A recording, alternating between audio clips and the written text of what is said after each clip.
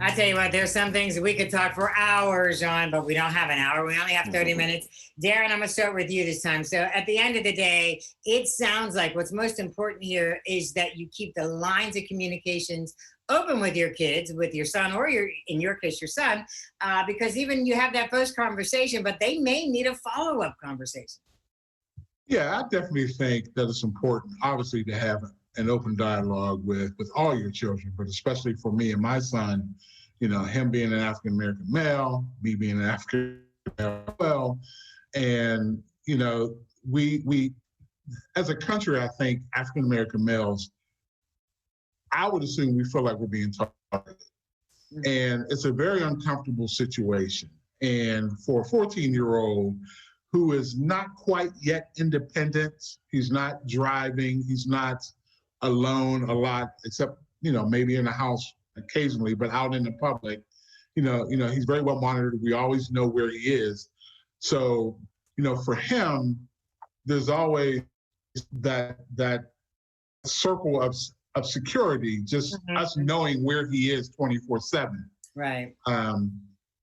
So he's not a young man, he's not a young adult, but it's important that parents understand and know that communicating with their son about these matters are just really important, because they hear things and they don't always know how to regurgitate those types of things. So I just think open communication is one of the major steps. Is important. And Blaine, on that same note, your son's a little bit older. Now your son's at that age, there's parties, he's driving, he might be out there. That's a whole nother ballgame. Yeah, he just started driving the other day, not too long ago. And, it's tough, Lynn, because, if I were to step into my lawyer role, I know a lot of the tricks of the trade that officers will engage in when pulling someone over, the stops and such. And in fact, my son was driving the other day and he said, Dad, I came across two police officers and they're looking at me, I'm looking at them. He said he was afraid, and he literally did nothing. It just afraid. And that bothers my heart and my soul. And, I've dedicated my professional life to making sure that everyone is treated equal. But I got to tell you, if I'm being honest with you and all of your viewers and the brothers on the panel, the fact that my son feels that way has fueled my fire even more to make sure that things are the way they're supposed to be. Because it's one thing when I'm representing people and so on and so forth, but it's a whole different level when your son comes to you and says, Dad, I was driving, I saw these officers and I was afraid for no reason. That hurts. And I'm trying to figure out how to navigate with my kids, because I think that their pain from seeing the George Floyd incident is multidimensional. It's from the standpoint of I'm a Black person, this could happen to me. From the standpoint of I have white friends, what do I say to them? From the standpoint of how do I interact with police officers? So it's multidimensional. And I think, as Darren had mentioned, maybe during one of the breaks, you have to talk to them. You have to talk. You have to be in their ears. I'm talking to my kids so much, they're like, Dad, we heard you already. But I want them to feel that way. Mm-hmm, mm-hmm. And Kahari, I'm gonna let you have the last word here, because yours is an interesting situation, because you had your own situation within the last year. Absolutely. And the good news is, of course, you went to court, you fought back, you won. So that's one message that you sent to your kids. And at the same time, you held your head up high the whole time. You came back to Pittsburgh, and it's like you can fight back and you can win.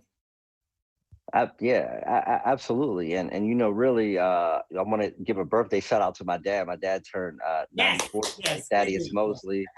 And actually, when I was deciding whether to take the quote unquote deal, or to go, to trial, it was a long conversation, and it ended in a conversation with my father. If we're talking about having conversations with parents, I talked to my father, and my father told me not to compromise. Like, you didn't do anything. They keep saying that if you take the deal, everything goes away in 30 days, but, not your dignity when you didn't do anything. They're just trying to dangle, the trial penalty over your head, as the fear, because they know they don't have a case, So, I think that's, one message, is, that we have to stand up, and that was the main thing. Was like, he said, you have an obligation. At the time he was 93, and he was like, I've seen things in the 1930s and the 1940s, and a Black man in your situation in the 1930s, 1940s, you're just going to get railroaded the whole way. But now, in 2019, you have an opportunity to fight back. So you have to fight back for all the generations of Black folks that didn't have an opportunity to fight back, because it was during Jim Crow, or it was during, James Crow Esquire, as Reverend Sharpton says, so I think, on that end, I think we all have an obligation to assert ourselves. That's one thing that changed about this moment, is there was young people of all backgrounds in the streets, with young Black people, protesting.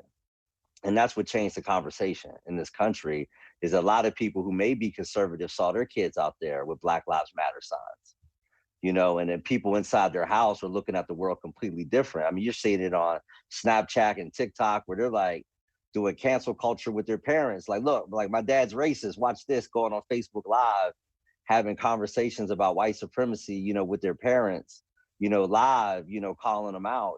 This is a whole, different time. And that comes from, communication, across all communities, and that's what really brought us to this moment, or why we're even having this conversation tonight, is because it's not just Black people that are standing up saying this has gone on too long. This is crazy. It's people from all backgrounds, countries all over the world, people all over the world are saying, like, this is, like, I'm embarrassed and I live halfway across the world. This is ridiculous. Exactly. And I'm seeing it over there. Gentlemen, this was awesome. Thank you so much for doing this today. I appreciate you.